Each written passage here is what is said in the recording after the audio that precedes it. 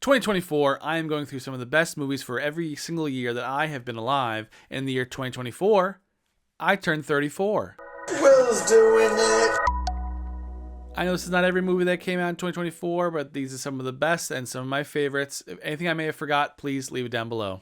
I'm filming this in the beginning of 2025, so 2024 just happened, so all these are very fresh in my head. Let's get started. We're starting off with my favorite movie of the year of 2024, Dune Part 2. I love Denis Villeneuve and I love Dune.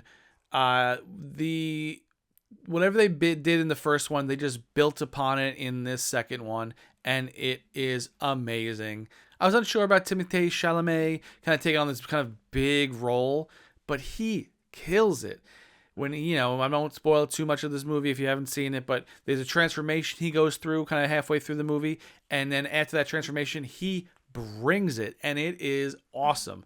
And just, I can't wait for the third. When they're doing a third one, I want to see it so bad. I will rewatch 1. I will rewatch 2 multiple times before seeing that one, just to be completely immersed in the sand, in the spice.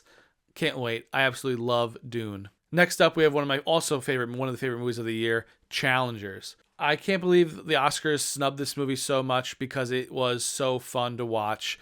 Amazing love triangle story, but through the lens of tennis, and it's just so well done. Everyone acting in it is fantastic. The music in this movie is dope. I don't know how else to say it. It's just fast-paced, in your face, doesn't stop. Amazing way of doing storytelling in this movie. It's, pretty much this tennis match, but then they keep flashing back and kind of like giving you little nuggets every single time about the relationship between these three people. And, then you cut back and you're like, every time you cut back to the match, it means more that this person's winning. It means more that this person's winning. It's just so well done. Zendaya's great. The whole cast, it just kills it. Absolutely love it. If you have not seen Challengers, just have a good time and watch the movie. Next up, we have one of the most unique movies of the year, The Substance. I'm so glad it's getting the recognition that it definitely deserves. You have Demi Moore, you have Margaret Qualley playing the same person pretty much. It's obviously a little bit gross out things here and there, a little bit of body horror, but it's just, obviously it's not very subtle with its messaging about women, and especially in Hollywood and in not even in Hollywood, where if they age a certain time, they're like kind of not worth it anymore. And obviously that's just not true, but obviously in the world of Hollywood and different things, it seems to be. And I think I'm glad it's getting as much attention as it is, because it was such a fun movie and inventive and surreal and all the other adjectives I can't think of. Definitely go check this out if you have not seen it. Maybe don't watch it on a plane. I don't think they're going to be putting it on planes because it's just not that kind of movie. But incredible all the way through. I couldn't stop my eyes from watching. Such a good movie. And next up, we have Alien Romulus. I'm a big Alien Prometheus fan. So when this got announced, I was pumped for it. But it wasn't my favorite one. They do a lot of things to kind of call back to original Aliens that were not my favorite. They have lines that are kind of cringy, callbacky kind of things, and kind of for fan service. And they do something with a old cast member of a previous movie who has now died in real life, and they kind of use some AI and some deep fake kind of things to kind of bring him back, and it takes you out of the movie very quickly.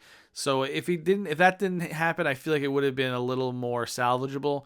But still, they do a lot of things in this movie. The final act is very surprising and doing something a little bit different. I think if that wasn't in the movie, I think it would have lost a lot more people. But I think that notches it up a little bit for having just some real creepy, interesting things towards the end.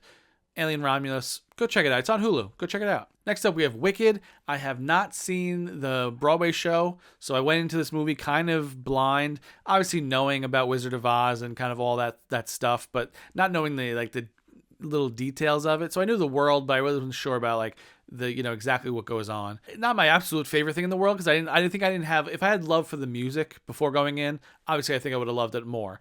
But because I only knew the big, 1 or 2 songs, but the rest of them I wasn't sure.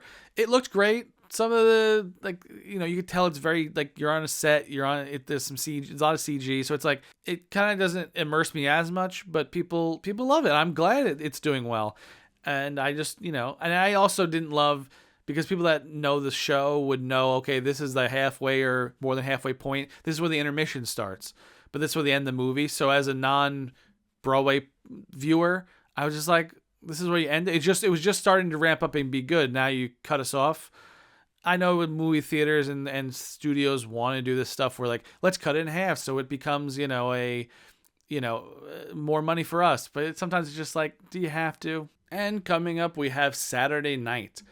This year, as of filming, is the 50th year of SNL, so it was really fun seeing this movie. It was like kind of the 90 minutes leading up to the first airing of the show live for NBC, and a lot of people wanted it to fail. They have these people playing some people of the original cast, which is fun to see.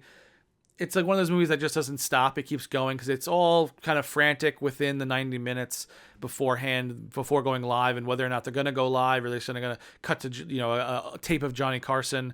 And obviously knowing where the show is now and has been going for forever, really cool. And they play, everyone that plays different characters does a great job. And it all comes together as we know it does because it's still on today. So, but I'm just a huge Saturday Night Live fan, so this was definitely something I had to check out. And I'm also just so interested in the future of SNL. Like, Lorne's getting old; he may want to retire. So, where will SNL go in the next, 50 more years? I think it's an institution at this point that it kind of can't go away. I feel like I think it can change. It has changed over the years, but I don't think it'll ever go fully away at this point. And last in the list, one of the movies I've seen as of filming the most recently, Nosferatu. I was going in this movie really, really pumped. I still really enjoyed it. There was just a couple things really just one thing that kind of held me up. But Robert Eggers knows how to make a movie.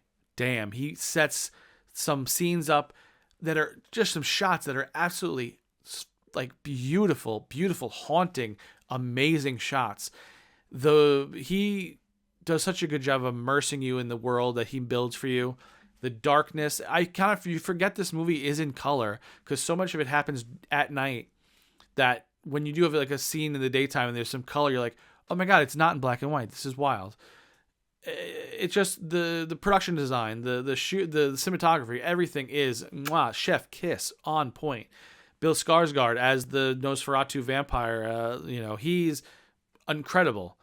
Nicholas Hoult, Lily Rose Depp was incredible in this movie. She does some really crazy like physical acting and things that she does with her body that's like you watching, you're like, oh my God, it's very, very intense and really well done. The only thing, minor spoiler here, not really, he has a mustache. He has a big old bushy Baltic man mustache, which totally makes sense for the time period and totally makes sense for like him being like a Romanian, warlord. All that stuff makes sense, but for some reason in my head, I just don't see him with a mustache. I see him with like bare lip so you can like really see the mouth and the fangs and different things like that. So I remember just like for the first time hearing Bill Skarsgård's voice is incredible, but seeing the fangs or seeing the mustache, kind of just took me out of it. And every time I kept seeing him, I'm like, why does he have a mustache? Why? I get it, but I'm like, it just doesn't make sense to me. I think it's just me. I don't know if many other people had the same thought. I still loved it. I really did. It was really, I keep thinking about it all the time since I've seen it. But just the mustache is hard for me to get past. I don't know why. Anyone else have trouble with the mustache? Let me know. But that was 2024, the most recent year as of filming this. So it's exciting that we got it. We made it all the way through all the years. If you like this, I have a playlist going for all the years from 1990 all up to today. And if you could subscribe, I'd really appreciate it. I really love making these. I hope you enjoy watching them. What was your favorite movie of 2024? Leave it down below. Thanks so much, everybody.